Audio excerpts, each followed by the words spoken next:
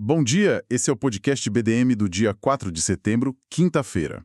A gente traz aqui os principais temas abordados pelo Morning Call do Bom Dia Mercado, elaborado com apoio de inteligência artificial.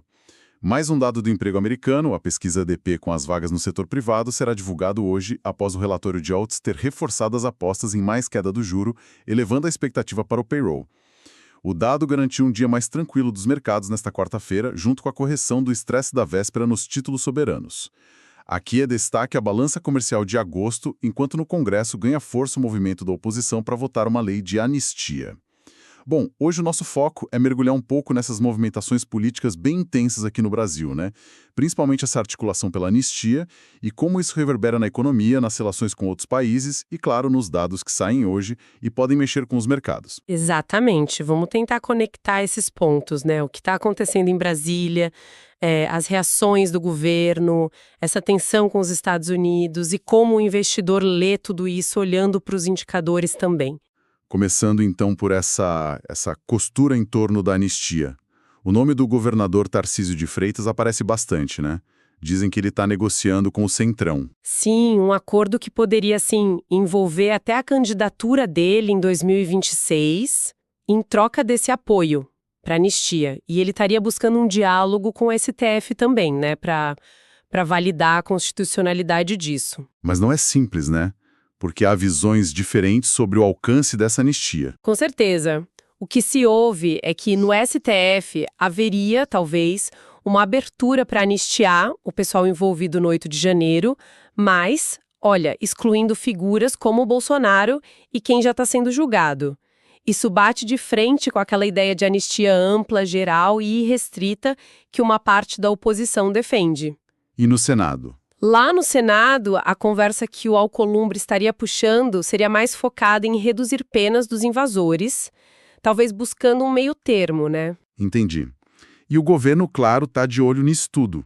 A leitura parece ser que há um movimento para isolar o Bolsonaro, fortalecer o Tarcísio, e eles tentam frear isso. Sim, enquanto o Valdemar Costa Neto, do PL, já está falando em números, né?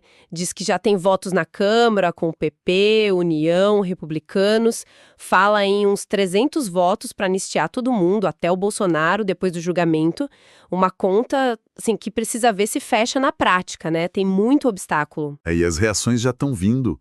O ministro Haddad, por exemplo, foi bem crítico ao Tarcísio, falou que ele rasgou a fantasia, né?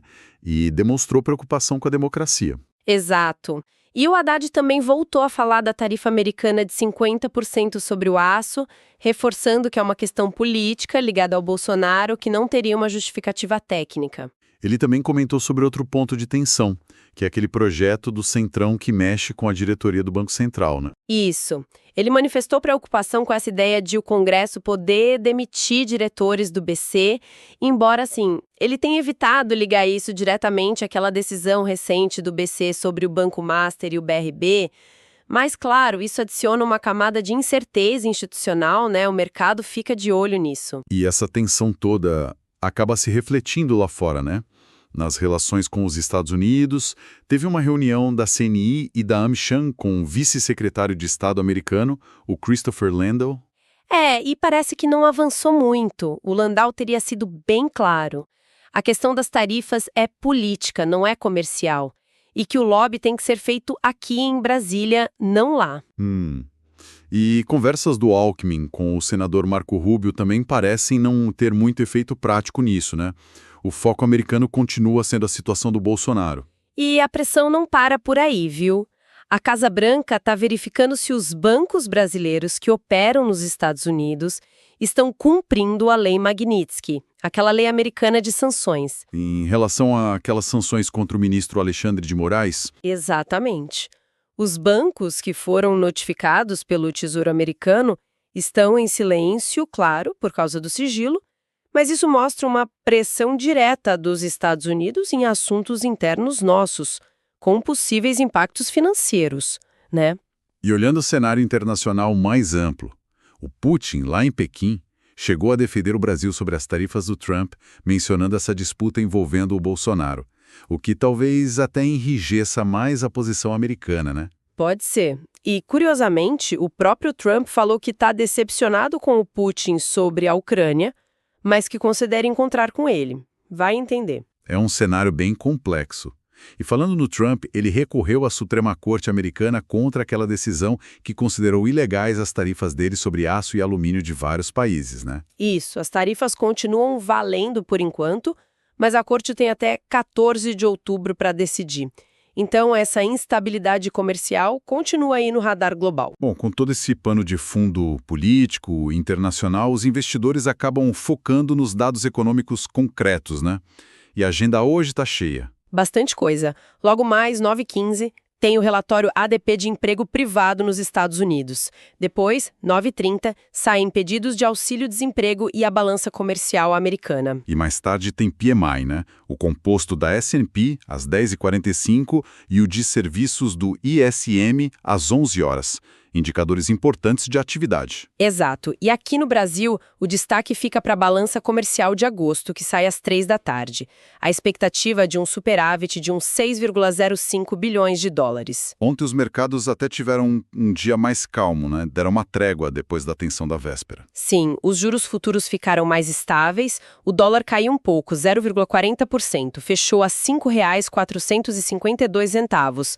Já o Ibovespa teve uma leve queda, 0,34%, foi para 139.863 pontos. Foi pressionado principalmente pela Petrobras, né? Que é sempre sensível a esse cenário. E lá fora? Lá fora o dia foi positivo. O Wall Street subiu, o S&P 500 com alta de 0,51%, Nasdaq avançando 1,02%. Um respiro. Para fechar, falando de decisões aqui no Brasil com impacto no mercado. Saiu a notícia de que o Banco Central barrou aquela compra de parte do Banco Master pelo BRB, o Banco de Brasília. Pois é, o Master disse que está analisando alternativas agora.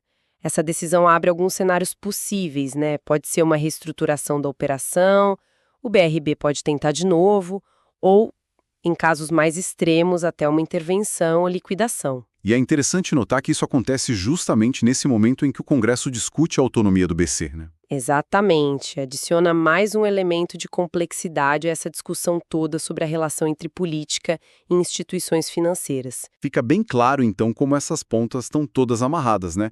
As movimentações políticas em Brasília, seja pela anistia, seja pela questão do BC, elas se conectam diretamente com as relações internacionais e com a percepção de risco na economia. Sem dúvida. E acho que a questão que fica para a gente acompanhar é justamente essa.